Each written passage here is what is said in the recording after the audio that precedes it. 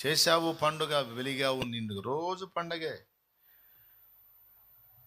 నన్ను ప్రేమించి నిజంగా నన్ను ఆత్మలో ఆరాధించేవానికి, ఆత్మతో ఆరాధించేవానికి, సత్యముతో ఆరాధించేవానికి రోజు పండగే. సంవత్సరానికి ఒక పండగ ఏంద్ర పిచ్చోడా? రోజు పండగే.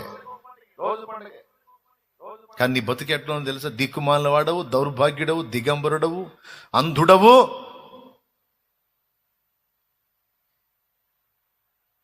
సిగ్గుమాలిన వాడవై ఉన్నావని ఎరుగక,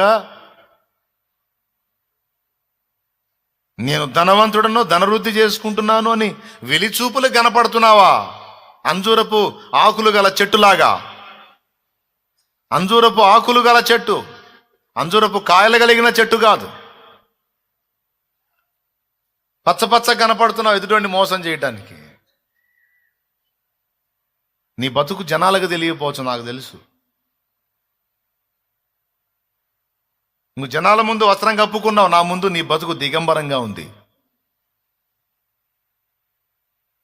ఏందన్నయ్య, ఆదాం హవ్వల దగ్గర నుంచి ఎడకొచ్చి ఇట్ట తిడుతున్నావు అనుకోవద్దు. ఆనాడు వాళ్ళు దిగంబరులు, ఆ దిగంబరత్వం వాళ్ళు ఇక్కడ కనపడింది, అందుకని చెప్తున్నానులే. దేవునికి స్తోత్రం, హల్లెలూయా. వాళ్ళేమో మంచి చెడ్డలు ఎరుగని స్థితిలో వాళ్ళు దిగంబరులుగా ఉన్నారు. ఎరిగిన తర్వాత వాళ్ళు సిగ్గు కప్పుకున్నారు. ఇప్పుడు ఎరిగిన స్థితిలో ఉండి కూడా సిగ్గుమాలిన బతుకుతున్నప్పుడు మరి దేవునికి మనం దిగంబరులుగానే కనపడతాం. మళ్ళీ మనం చూసుకుంటే వస్త్రాలు ఉంటాయి. దేవతా వస్త్రాలను ఒక స్టోరీ చెప్తాను చూడండి. అట్ట చేశాడు సైతాను మనల్ని, అట్ట చేశాడండి. ఏం లేదు, దేవుడు మనల్ని చూస్తే నగ్నత్వం. అందుకే ఆయన చెప్తున్నాడు, ఆమేననువాడు నమ్మకమైన సత్య సాక్షియు, దేవుని సృష్టికి ఆదియునైన వాడు. అంటే తన్ను గూర్చి తాను ఏదన్నా జరగాలంటే నేను పలికితే జరిగిద్ది. సమస్తానికి ఆరంభం నేను, ఆది నేను, స్టార్టింగ్ నేను, మెయిన్ నేను, అన్నీ నేను, నమ్మకస్తుని నేను, సత్యసాక్షిని నేను, అన్ని నేనై ఉన్నాను అని ఎందుకు తన్ను గూర్చి తాను నేను మెయిన్ అని చెప్పుకున్నాడు? అంటే ఈ సంఘం దేవుణ్ణి చివరిలో పెట్టింది. ఈ సంఘం దేవుణ్ణి చివరిలో పెట్టింది. కొన్ని పెళ్ళిళ్ళు అంతే చేస్తారు కొంతమంది, కొన్ని పెళ్ళిళ్ళు అంతే చేస్తారు. వాళ్ళ దరిద్రపు కార్యక్రమాలన్నీ ముందు చండాలమంతా చేసి ఏడాది డ్యాన్స్ పార్టీలన్నీ అయిపోయి, ఏడాడ గలీజ్ వ్యవహారం అంతా అయిపోయిన తర్వాత పాస్టర్ గారు రెండు ముక్కలు వాక్యం చెప్పి పెళ్లి చేసేసేయండి అంట. కొంతమంది దరిద్రులు, మిమ్మల్ని కాదులేండి, కొంతమంది దరిద్రులు ఉంటారు. దరిద్రులు ఆధ్యాత్మిక దారిద్ర్యం పట్టిన వాళ్ళు ఈ పడాల్సిన పచ్చి పాటంతా పడతారు.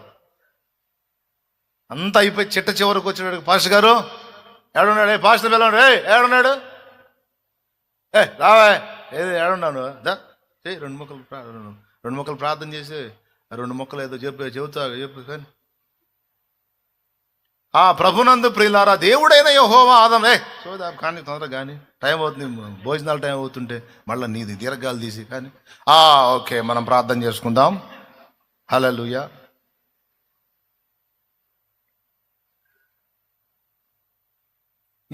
వీళ్ళని ఏమనాలి? ఈ టైప్ వాళ్ళని ఏమనాలి? ఈ టైప్ వాళ్ళని ఏమనాలండి?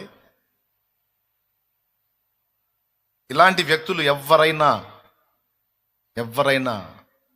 సరిదిద్దుకోవాలి. వీళ్ళు ఎక్కడ పెట్టారు యేసుని? ప్రారంభంలో పెట్టారు, చివర పెట్టారా?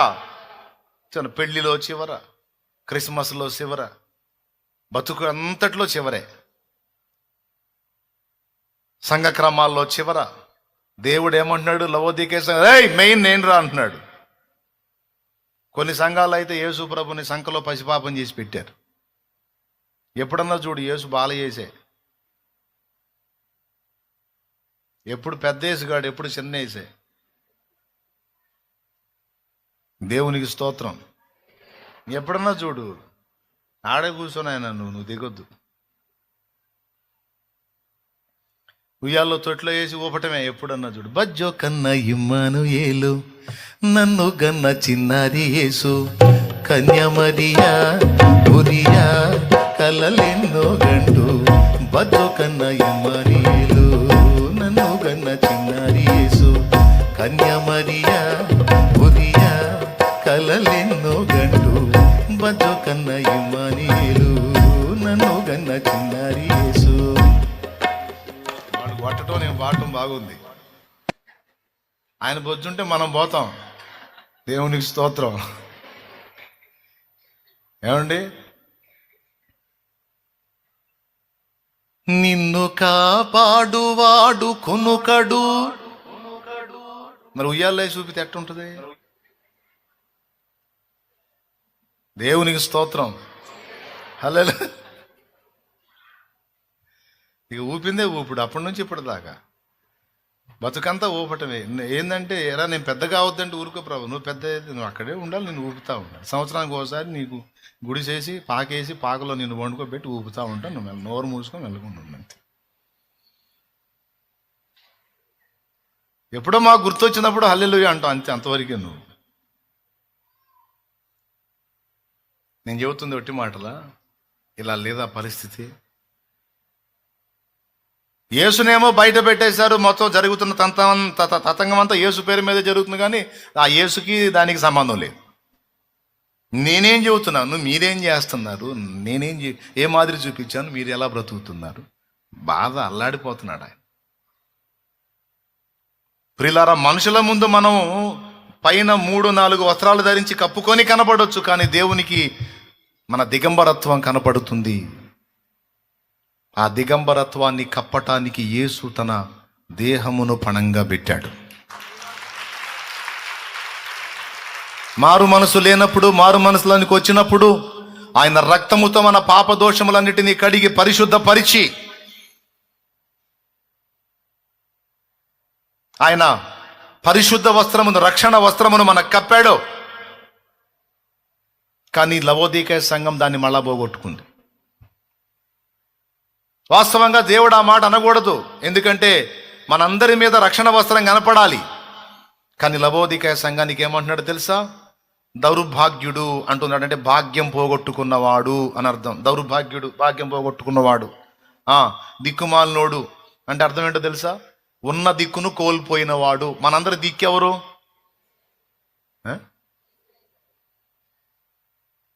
దిక్కిక నీవే చక్కగా రావే, మిక్కిలి మ్రోకుదు మ్రోకుదు మ్రోకుదు నీ చరణములే. చెప్పండి, మనందరి దిక్కెవరు? దిక్కుమాలిన వాడు అంటే దిక్కును పోగొట్టుకున్నవాడు అని అర్థం. మనందరి దిక్కై ఉన్న యేసును కోల్పోయినప్పుడు మనం దిక్కుమాలిన వాళ్ళ లెక్కలోకి వస్తాం. మనందరికీ దిక్కైన యేసును చిన్న చూపు చూసినప్పుడు, యేసును విసర్జించినప్పుడు మనం దిక్కుమాలిన వాళ్ళ లెక్కలోకే వస్తాం. ఈ పైన చెప్పిన తిట్లన్నీ యేసుకు లింక్ అయి ఉంటాయి. చూడండి, ఫస్ట్ ఏమన్నాడు? దౌర్భాగ్యుడు అన్నాడు, అంటే భాగ్యం పోగొట్టుకున్నవాడు. మన భాగ్యం ఎవరు? సర్వకృపానిధివే, సంపదల ఘనివి, సర్వకృపానిధివే, సంపదల ఘని. దేవునికి మహిమ. చాలు. ఎవరు మన సంపదల ఘని? ఎవరు? మన భాగ్యం ఎవరు? మన దిక్కెవరు? కాబట్టి దౌర్భాగ్యుడు అంటే భాగ్యాన్ని పోగొట్టుకున్నావు, దిక్కుమాలుడు అంటే దిక్కును పోగొట్టుకున్నావు. మూడవది దరిద్రుడు. మనల్ని శ్రీమంతుల్ని చేసేది ఎవరు? మరి ఆయన్ని పక్కన పెట్టినప్పుడు ఏం దరిద్రుడు కాక శ్రీమంతుడు అవుతాడా? దీనికి కూడా పాట ఉంది. శ్రీమంతుడా దీనులను హీనులను. జాగ్రత్త, పెద్దగా పాడితే మళ్ళీ ఇబ్బంది పడతారు. చిన్నగా పాడండి. పాడండి. ఏందండి రాదా? జ్ఞానులుగా శ్రీమంతులుగా మార్చగలిగిన మంచి దేవుడవు నీవే యేసయ్యా, మార్చగలిగిన మంచి దేవుడవు నీవే యేసయ్యా. నీవు లేకపోతే నా బ్రతుకు దిక్కే లేదయ్యా.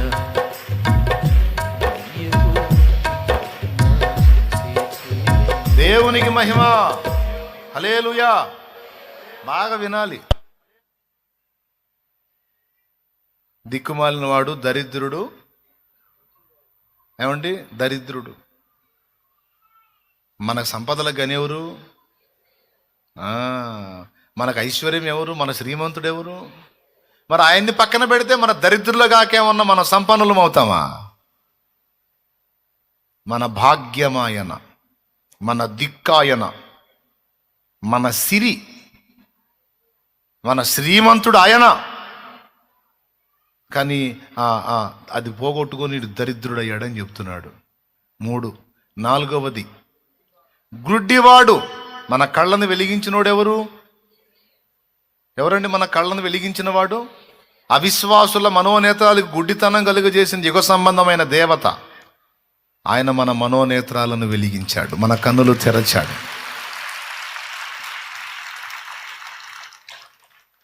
దేవునికి మహిమ కలుగునుగాక. మన వెలుగు ఎవరు? మన కంటి వెలుగు ఎవరు? ఆయన్ని పోగొట్టుకున్నప్పుడు ఈ గుడ్డోడు కాక మంచోడు అవుతాడా? మన దృష్టే ఆయన అయితే, మన జ్ఞానం ఆయనే కదండి. ఆయన లేనప్పుడు ఇక మనకి ఏం జ్ఞానం ఉంటుంది? మనకి ఏం దృష్టి ఉంటుంది? ఏ అడుగు పోయి ఎట్టబడుతుందో తెలియదు. చీకటిలో నడుచుచున్నవాడు తాను ఎక్కడికి పోవచ్చున్నాడో ఎరుగడు. నేను లోకమునకు వెలుగునై ఉన్నాను అన్నాడు. చిమ్మ చీకటికి అమ్మేసిందండి. నీ కళ్ళు ఉన్నాయి, పని చేస్తాయా? అప్పుడు నువ్వు గుడ్డోడివా, కళ్ళు ఉన్నోడివా? కళ్ళు ఉన్నా కూడా గుడ్డోడు, ఎందుకంటే చుట్టూ చీకటి ఉంది కాబట్టి. దన్మని వెలుగు వచ్చింది, అప్పుడు నీ కళ్ళు పనిచేస్తాయి. ఇక అప్పుడు గుడ్డితనం ఉండదు. మన వెలుగు ఆయన. ఆయన్ని పక్కన పెడితే అంధకారమేగా. కళ్ళున్న గుడ్డోళ్లేగా, చూస్తానే తిరుగుతూ ఉంటారు. కానీ ఎటుపోయి ఏం చేస్తున్నారో, ఎటుపోయి ఏం పడుతున్నారో, ఏది రైటో ఏది రాంగో ఏం తెలియదు. యేసును విసర్జించినోడి గతి అది. యేసుని నిర్లక్ష్యపరిచినోడి గతి అది. ఆరంభం ఆయన, మెయిన్ ఆయన, ముగింపు ఆయన, ఆమెను అనువాడాయన, అగునుగాక తథాస్తు అనేవాడాయన, ఆశీర్వాద కారకుడాయన, నమ్మకమైన వాడాయన, సత్య సాక్షి ఆయన. ఆయనను నిర్లక్ష్యం చేసినోడు లాస్ట్గా చెప్తున్నాడు దిగంబరుడట. మన రక్షణ వస్త్రం ఎవరు? మీకు తెలుసా? తండ్రి అయిన దేవుడు మనకెళ్ళి చూస్తే మనం కనపడం ఆయనకి. ఆ కుమారుడు కనపడతాడు. శిలువలో ప్రాణం పెట్టి ఆయన రక్తమును ప్రోక్షించి మన పాపములను గడిగి మన మీద ఆయన కూసున్నాడు. యేసును ధరించుకొన్నవారమని ఉంది బైబిల్లో. ఏడుందో చెబితే గ్రేటే మీరు. మరి 3 అంకెలు లెక్క పెడతా. మరి పాస్టర్లకు కూడా సవాల్. యేసును ధరించుకున్నవారని సెల్ ఫోన్లో చూస్తే మర్యాద కాదు. మళ్ళీ ఆ టైటిల్ కొట్టగానే సెల్ ఫోన్లో వచ్చింది. ఈ సంగతి మాకు కూడా తెలుసు. షోలు ఆపి ఎక్కడుందో తీయాలి. చెప్పు పెద్దగా.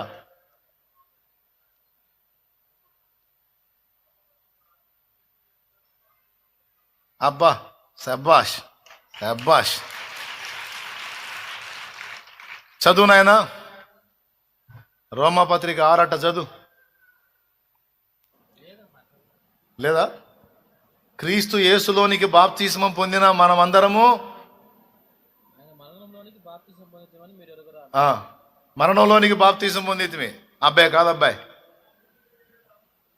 ఇంకో చోట ఉంది. గలతీ 3:27 చదువు. క్రీస్తులోనికి బాప్తిసం పొందిన మీరందరూ. ఈ వచనం అక్కడ చూశాడు రోమాలో. కరెక్టే, ఆ పాయింట్ కరెక్టే. కాకపోతే కొనసాగింపులో మార్పు ఉంటుంది అన్నమాట. క్రీస్తులోనికి బాప్తిస్మం పొందిన మీరందరూ ఎవరిని ధరించుకున్నారు? క్రీస్తును ధరించుకుని. ఇప్పుడు చప్పట్లు కొట్టి దేవుని మహిమ పరుద్దాం. ఇద్దరు కొడదాంలే బాబు.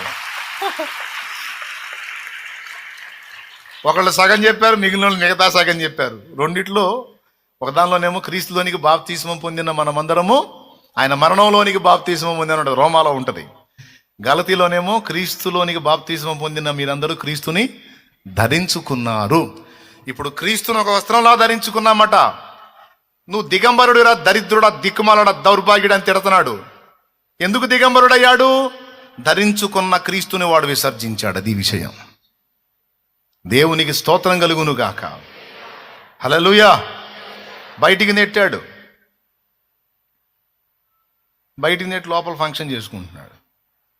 మళ్ళీ బిల్డప్ ఏంటి? ఐఎమ్ ఒరిజినల్ క్రిస్టియన్ సార్, నేను ఒరిజినల్ సార్, నేను అసలు ఏదనుకున్నా, చూడు నా గెటప్ చూడు సార్.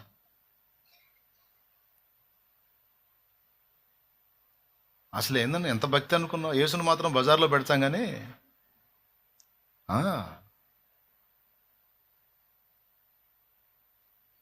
సకల సంఘాలలో ఉన్నటువంటి లోటుపాట్లన్నీ ఎత్తి 7 సంఘాల్లో రాశాడు. అందులో ఒకటి లవోదికయ. యేసును విసర్జించి, యేసు దేవత్వాన్ని తృణీకరించి, యేసు యొక్క ఆధిక్యతను, యేసు యొక్క ఔన్నత్యాన్ని, యేసు యొక్క ఇంపార్టెన్సీని తగ్గించిన ఏ సంఘమైన లవోదికయ సంఘమే. అది ఎంత పాతదైనా, ఎంత కొత్తదైనా, ఎంత పేరు మోసిందైనా, అందులోని నాయకుడు ఎంత తోపైనా, తోపుకు ఆపోజిట్ ఏదో ఉంది, పోపైన. స్తోత్రం. హల్లెలూయా. ఎవడైనా యేసు యొక్క ఇంపార్టెన్సీ, ప్రాముఖ్యతను తగ్గించిన సంఘం ఏదైనా లవోదికయ సంఘమే. యేసు మెయిన్, యేసు దేవుడు, యేసు నరుడుగా భూమి మీదకి వచ్చాడు. భూమి మీద ఉన్నంత వరకు ఆయన సంపూర్ణ మానవుడు అన్నది ఎలాగూ నిజమో, ఆయన సంపూర్ణుడైన దేవుడు అన్నది కూడా అలాగే నిజం.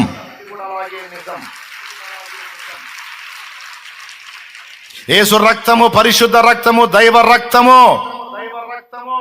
దీన్ని కాదని బోధించే సంఘము, ఆ బోధన నమ్మే సంఘము లవోదికయ అనుభవంలో ఉంది.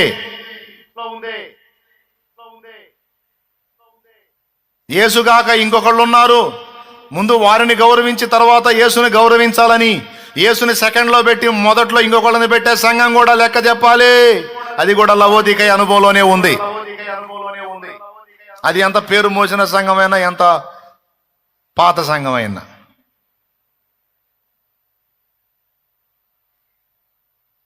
అది పోపుల సంఘమైనా, తోపుల సంఘమైనా. దేవునికి స్తోత్రం. యేసే మెయిన్. దేవుని సృష్టికి ఆది అయినవాడు, ఆది యందు అన్నవాడు, ఆది అయినవాడు, అన్నిటికీ అందరికీ ఆది, మనందరికీ మెయిన్ ప్రభు అయిన యేసుక్రీస్తు. అంతేనా?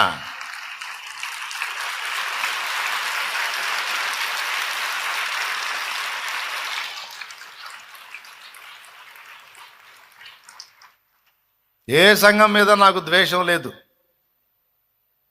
అన్ని సంఘాల్లో కాస్త కూస్తో భక్తి కలిగిన వాళ్ళు, నీతిమంతులు లేకపోలేదు. కానీ ఏం చేద్దాం, కొన్ని సంఘాలు మరీ బరి తెగించి అడుగులు ముందుకేసి యేసు ప్రభు సాక్ష్యాన్ని, రక్తాన్ని, ఆయన ప్రాముఖ్యతని, ప్రథమత్వాన్ని కొంతమంది మేము ఆయన ప్రథమత్వాన్ని ఏమి ఇబ్బంది పెట్టలేదు, హ్యాపీ, సంతోషం. మా బాధ అంతా ఏంటంటే లవోదికయ అనుభవంలోకి రావద్దు, లవోదికయ అనుభవంలోకి రావద్దు. స్మరణ, ఫిలదెల్ఫియా అనుభవాల్లో నిలబడండి, ధన్యులవుతారు. మీరైనా మేమైనా అందరం ఎత్తబడదాం, ఆయన రాకళ్ళు ఎత్తబడేటట్టు సిద్ధపడదాం. అంతే. అందరి క్షేమాన్ని కోరే తప్ప ఎవరినో ఎగతాళి చేయాలనో వెటకారం చేయాలనో కాదు. కొంతమంది తృణీకరించి మాట్లాడుతున్నారు కనుక కొంచెం ఘాటైన వ్యాఖ్యలు తప్పనిసరి. అందరికీ ప్రేమతో చెప్తున్నాను. దిగంబరుడు ఎందుకయ్యాడు? గలతీ 3లో చెప్పినట్టు క్రీస్తును ధరించుకున్నవాడు దిగంబరుడు ఎందుకయ్యాడంటే క్రీస్తును విసర్జించినందున దిగంబరుడయ్యాడు. బాగా ఆశ్చర్యంగా మనం ఆలోచించాల్సిన విషయం ఏంటంటే, ఈ స్థితిలో ఉన్న సంఘాన్ని కూడా చేతిలో పట్టుకునే ఉన్నాడు ఆయన. అది ఆశ్చర్యపోవాల్సినటువంటి పరిస్థితి. సోదరులారా, ఇంకా దేవుడు ప్రేమిస్తానే ఉన్నాడు, ఆలోచిస్తానే ఉన్నాడు, సంయమనం పాటిస్తానే ఉన్నాడు, దిద్దుకోమని సహాయం చేయడానికి సిద్ధంగా ఉన్నాడు, మారు మనసు పొందమని పిలుపునిస్తానే ఉన్నాడు. మనుషుల ముందు మనం అన్ని కప్పుకున్నట్టు కనపడవచ్చు, దేవుని ముందు మన దిగంబరత్వం కనపడకుండా ఉండాలంటే క్రీస్తును విసర్జించకూడదు, క్రీస్తును కలిగి ఉండాలి. ఆది కాండంలో మనకు అది స్పష్టపరచబడుతుంది. సరే, ఇక ఈ ప్రకటన గ్రంథం మ్యాటర్ పక్కన పెట్టి ఇప్పుడు మెయిన్కి పోదాం. మళ్ళీ దేవునికి స్తోత్రం కలుగును గాక. దిద్దుబాటు సందేశం అయిపోయింది. ఇప్పుడు ఇక నెక్స్ట్ పాయింట్ ఏందో చూద్దాం. ఎంతమందికి అర్థమైంది? క్రీస్తు లేకుండా క్రిస్మసా? క్రీస్తుని బజార్లో నిలబెట్టి క్రిస్మసా? క్రీస్తుని తలుపు వెలపట నిలబెట్టి క్రిస్మసా? నో. క్రీస్తు మన లోపలికి వస్తే డైలీ క్రిస్మస్సే. ప్రతిరోజు సంతోషం, ప్రతిరోజు పండగ, ప్రతిరోజు ఆనందమే, ప్రతిరోజు ఆరాధనే.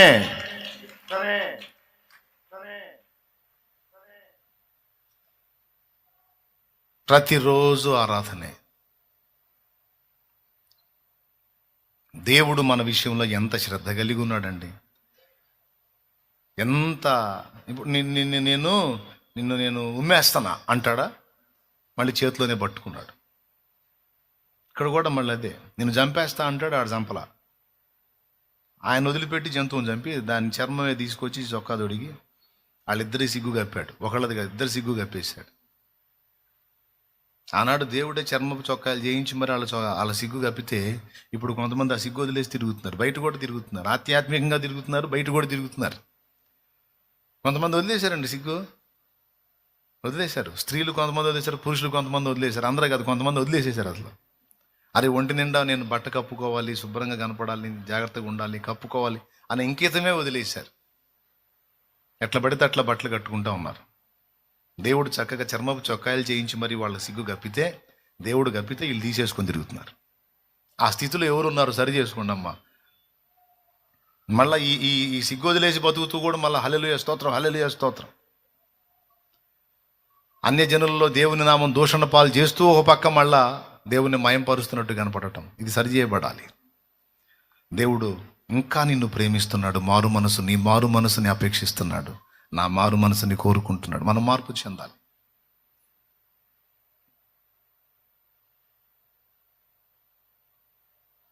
ప్రియులారా,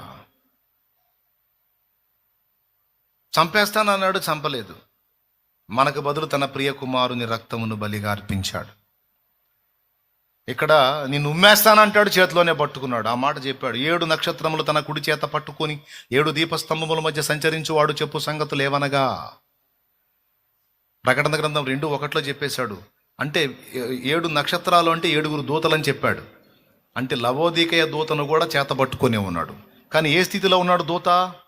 దిక్కుమాలిన వాడు, దరిద్రుడు, దిగంబరుడు, దౌర్భాగ్యుడు, గ్రుడ్డివాడు అయి ఉన్న స్థితిలో ఉన్నవాడిని కూడా చేత పట్టుకొనే ఉన్నాడు. నేను అందుకే చెప్తున్నాను, అన్ని సంఘాలను దేవుడు చేత పట్టుకొని ఉన్నాడు. మారు మనసుకు సమయం ఇచ్చాడు. మారు మనసు పొందమని పిలుస్తున్నాడు.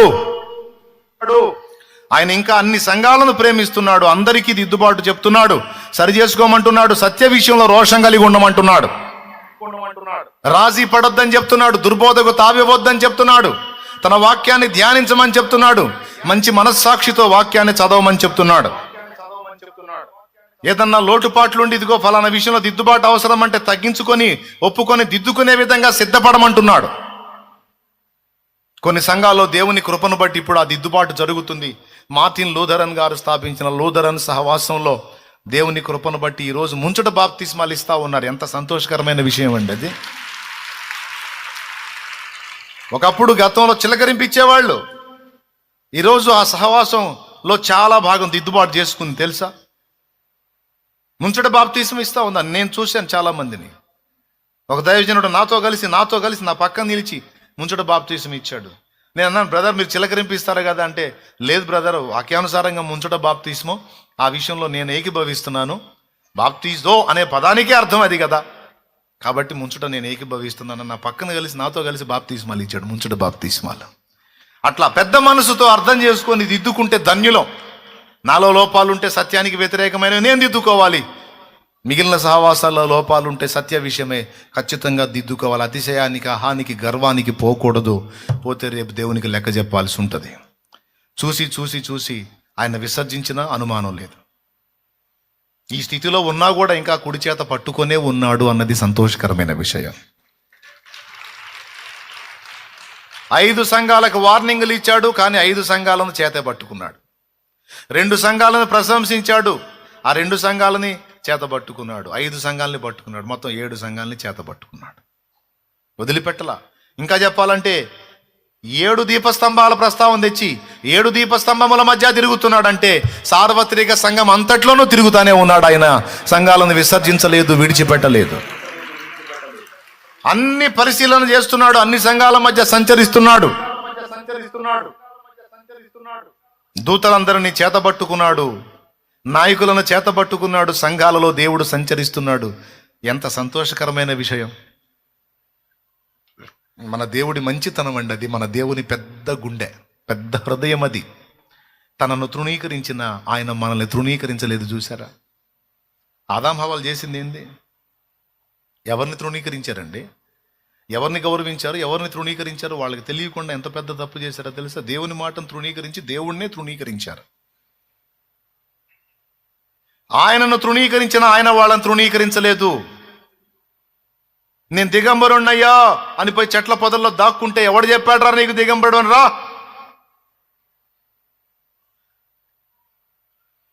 అడ్డదిడ్డమైన గడ్డి తినే చేష్టాలన్నీ చేసి, అడ్డదిడ్డమైన పాపాలన్నీ చేసి, దేవా నాకు మొహం చెల్లట్లేదయ్యా నీ దగ్గరికి రావడానికి అంటే ఆయన ఏమని కేకేస్తున్నాడు తెలుసా? ఎవడు చెప్పాడ్రా? రా రా, నా రక్తంతో కడుగుతాను రా, నిన్ను శుద్ధి చేస్తాను రా, మారు మనసు పొందుతూ కానీ రా. నన్ను తృణీకరించి ఏదో వేసావు బుద్ధిహీనమైన అడుగులు, బుద్ధిమాలిన అడుగులు. నన్ను తృణీకరించి వేసావు, కానీ నేను నిన్ను తృణీకరించాను నా కుమారుడు. రా. తప్పిపోయిన కుమారుడు తండ్రిని తృణీకరించి వెళ్ళిపోయాడు. వాడు తిరిగి వచ్చినప్పుడు తండ్రి తృణీకరించాడా? తృణీకరించలేదు. వాని మెడ మీద పడి ముద్దులు పెట్టుకున్నాడు. అది తండ్రి గుండె, మన దేవుడి గుండె అది, మన దేవుడి మనసు అది, మన దేవుని హృదయం అది. మన చర్యలతో, మన ప్రవర్తనతో, మన క్రియలతో పలుమార్లు మనం ఆయనను తృణీకరించిన ఆయన ఇంతవరకు మనల్ని తృణీకరించలేదు, మనల్ని త్రోసివేయలేదు, మనల్ని అసహించుకోలేదు, నెట్టివేయలేదు. ఇంకా మనల్ని కుడి చేత పట్టుకొనే ఉన్నాడు. అది ఆయన మమత.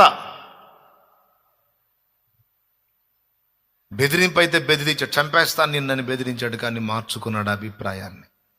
అరే రే వీళ్ళు చనిపోతే ఎట్లా అని ఒక పశువుని బలి చేసి ఆయన అనుకున్న ఆలోచన, ఆ పాపానికి ప్రాయశ్చిత్తం చేసి వాళ్ళకి అవకాశం ఇచ్చాడు. ఎవడు చెప్పాడు? ఎందుకు దాక్కున్నావు నువ్వు? దా ప్రభా, నేను పనికిరాను ప్రభా. ఎవడు చెప్పాడు పనికిరావని? దా. తప్పైన కుమారుడు వచ్చి నీ దాసుడుగా ఉంటానా? ఎవరు చెప్పాడు దాసుడని? నువ్వు నా కుమారుడువేదా? నీ పనివాడిగా ఉంటే ఎవడు చెప్పాడు పనివాడు అని? నువ్వు నా కొడుకువేదా, నా కూతురువేదా? తండ్రి, నేను బిడ్డను అనిపించుకోవడానికి తగను తండ్రి, నా దగ్గర నా చర్యలు బాగలేవు తండ్రి, నేను మంచిదాన్ని కాదు తండ్రి, మంచివాడిని కాదు తండ్రి అంటే ఎవరు చెప్పారు? మాదా ఎవరు చెప్పారు నీవు దిగంబరుడు అని? నేను అనలేదే. నేనంటే కదా నువ్వు పట్టించుకోవాలి. నేను అనలేదా? నీవు నన్ను తృణీకరించిన, నేను నిన్ను తృణీకరించను. నీవు నా ముఖం ఎదుట త్రోసివేసిన, నేను నీ క్షేమాన్నే కోరుతాను, నీ మంచినే కోరుతాను, నీ ఆశీర్వాదాన్నే కోరుతాను, నీ అభివృద్ధినే కోరుతాను. ఎందుకు నెట్టేశాడు తెలుసా బయటికి? క్షేమాన్ని కోరే నెట్టేశాడు. ఎందుకు మరణాన్ని అనుమతించాడో తెలుసా? మనకు క్షేమాన్ని కోరే మరణాన్ని అనుమతించాడు. ఎందుకు మరణాన్ని అనుమతించాడో చూడండి. ఒకవేళ మనం ఆదాము హవ్వలు, మన మూల పితరులు పాపం చేస్తే ఏదేం తోటలోనే ఉన్నట్టయితే జీవవృక్ష ఫలం కూడా కోసుకొని తినేవాళ్ళు. ఆ పండు తింటే చావు రాదు. అలాగని పాపం చేసినటువంటి శరీరంతో సుఖంగా బతకలేరు. అది ఎలా ఉంటుంది? ఎంత దారుణంగా ఉంటుంది ఊహించండి. చచ్చిపోదామంటే చావు రాదు, అలాగని సుఖంగా బతుకుదామంటే సుఖమైన జీవితం ఉండదు. పాపాన్ని బట్టి నెమ్మది లేదు మనిషికి. ఆ నెమ్మది లేని జీవితం ఇక ఎన్ని సంవత్సరాలు, ఇక యుగయుగాలు అంతం లేని జీవితం, నెమ్మది లేని జీవితం అయితే ఏం బాగుంటుందండి? అందుకే మనం ఈ పని చేస్తామని తెలిసే మనల్ని సృష్టించేటప్పుడే మట్టితో చేశాడు. ఈ పని చేస్తామని తెలిసే మట్టితో దేహాన్ని నిర్మించి, మట్టి ప్రపంచాన్ని నిర్మించి, అంటే టెంపరరీ బాడీస్ని క్రియేట్ చేసి అందులో ఇదంతా జరిగేటట్టు చేసి ఈ మట్టి దేహానికి మరణాన్ని అనుమతించి దాని నుంచి విడుదలిచ్చి మళ్ళా ఈ ఆత్మకు మహిమ శరీరాన్ని ఇచ్చి, ఆ మహిమ శరీరం, పాపం లేని శరీరం, నిత్య సంతోషాలతో ఉండగల శరీరంతో యుగయుగాలు ఆయనను చేరేటట్టు చేశాడు.